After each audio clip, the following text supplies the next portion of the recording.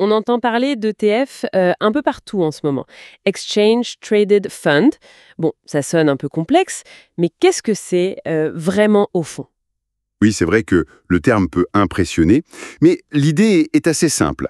C'est un fonds diversifié, coté en bourse, un panier d'actions, comme on dit souvent, qu'on peut acheter très facilement. Un panier d'actions facile à acheter. D'accord. Exactement. C'est un outil qui démocratise vraiment l'investissement. On peut commencer parfois avec juste 5 euros, et leur popularité, elle explose, chez les particuliers, mais aussi chez les pros, les institutionnels. Ah oui. Oui, surtout aux États-Unis où les fonds indiciels, les ETF en sont une forme, la forme cotée en bourse, ils dépassent maintenant les fonds gérés de façon classique. Carrément. Oui, c'est vu comme un moyen optimisé et surtout très diversifié d'investir. Alors, concrètement, si je prends un exemple, un ETF CAC 40, j'achète une petite part des 40 plus grosses boîtes françaises d'un seul coup. C'est tout à fait ça. Et si je prends un ETF monde, genre MSCI World, là j'ai des parts de 1400 entreprises mondiales, Amazon, Apple, tout ça, en une seule transaction. C'est ça l'idée du panier? C'est exactement ça. Au lieu de tout miser sur, disons, 2 ou 3 actions et de croiser les doigts, là, on répartit le risque sur des centaines, voire des milliers de titres. Oui, c'est plus sûr, forcément. Je pense à l'histoire d'Enron. Tout à fait. Enron s'effondre, mais l'indice S&P 500, lui, bouge à peine. Ça montre bien la puissance de la diversification. Sa faillite a été terrible pour ceux qui avaient mis toutes leurs économies dessus. Mais sur l'indice S&P 500, à peine visible. Pourquoi? Parce que le risque était dilué. Si une boîte coule, elle est juste remplacée dans l'indice. Moins de risques, ok, ça c'est clair. Et l'autre avantage qu'on entend tout le temps, ce sont les frais. C'est vraiment si intéressant? Ah oui, les frais. C'est un énorme avantage. Ils sont très réduits. Souvent, on est sous les 0,3% par an pour un ETF. Comparez ça aux fonds gérés activement. Oui. Eux, c'est plus de 2% en moyenne par an. Ah oui, quand même. Et sur le long terme, cette différence, elle est énorme. L'exemple qu'on cite souvent.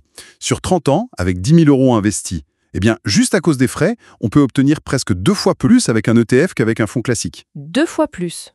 C'est fou. Oui, l'impact est considérable. Plus de 93% du rendement va direct dans la poche de l'investisseur. C'est énorme. La différence est frappante, en effet. Et côté performance alors, est-ce que suivre un indice passivement, ça marche bien? C'est là que c'est intéressant. La performance, c'est un autre gros atout. Il y a des études très sérieuses, comme le rapport Spiva, qui sortent régulièrement. Elles montrent que sur 15 ans, plus de 90% des gérants actifs Oui. font moins bien que leur indice de référence. Donc, en achetant l'indice via un ETF, on a de grandes chances de faire mieux que la majorité des experts. Paradoxalement, oui. C'est pour ça que même des légendes comme Warren Buffett recommandent les fonds indiciels pour la plupart des gens. Et ça apporte aussi une certaine tranquillité d'esprit, non? Ah oui, certainement. On investit sur tout le marché, on n'a pas à se demander sans arrêt si on a choisi la bonne action, si on doit vendre, acheter. C'est une gestion passive qui prend très peu de temps, j'imagine. Exactement. Une fois qu'on a choisi sa stratégie, ça peut prendre au moins de 5 minutes par mois pour certains. Simple, performant, peu cher. Bon. Y a-t-il quand même différents types d'ETF ou des points faibles, des choses à savoir? Alors oui, il y a plusieurs types d'ETF. Principalement 2 modes de réplication. La réplication physique, où le fonds achète vraiment les actions de l'indice, D'accord, logique. et la réplication synthétique. Là, c'est un peu différent. Le fonds utilise un swap, un accord financier avec une banque, pour obtenir la performance de l'indice. Un swap, ça paraît plus complexe, risqué. Le risque existe, mais il est jugé minime, très encadré.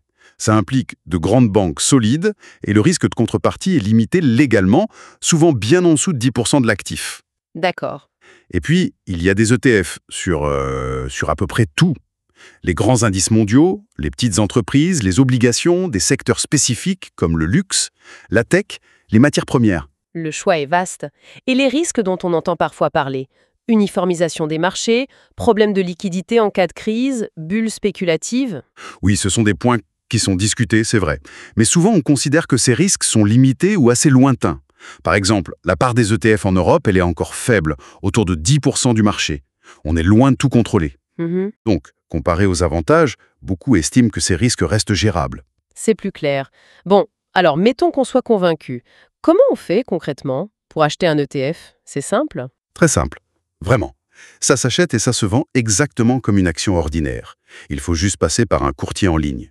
On peut le faire via un compte titre ordinaire, le CTO, qui donne accès à tout, Ou un PEA. ou un plan d'épargne en action, le PEA, oui. Ça, c'est intéressant en France pour la fiscalité avantageuse après 5 ans.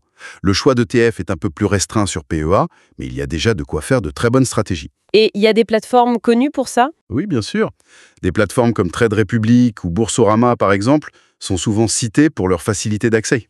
Donc, si on résume, diversification super facile, frais très bas qui changent tout sur le long terme, une performance qui tient tête à la gestion active et une simplicité d'utilisation. Les ETF, ça coche pas mal de cases quand même. C'est un outil puissant, oui. Il permet de maîtriser son investissement tout en étant largement diversifié. Et on sait ce qu'il y a dedans, c'est transparent. Une dernière pensée peut-être, vu cette simplicité, ces avantages, qu'est-ce qui pourrait, aujourd'hui, encore freiner quelqu'un à au moins explorer sérieusement cette piste d'investissement? C'est une bonne question. Peut-être une forme d'inertie ou la complexité apparente au début. De quoi réfléchir en tout cas. Merci pour cet éclairage. Mais cette simplicité et cette tendance à juste suivre le troupeau de l'indice, ça m'amène à une réflexion pour l'avenir. Si de plus en plus de gens investissent passivement via les ETF, qui va faire le travail difficile d'analyser les entreprises en profondeur, de déterminer leur juste prix et de dire « celle-ci mérite plus de capital que celle-là » C'est une excellente question. Ça touche à l'efficacité même des marchés à long terme. Un vrai sujet de débat pour les années à venir. Une pensée à méditer. Pour continuer à explorer et comprendre la finance simplement avec nous dans Radio Finance, pensez à vous abonner à Esprit Finance. Laissez-nous un commentaire pour partager votre avis ou vos questions sur les ETF.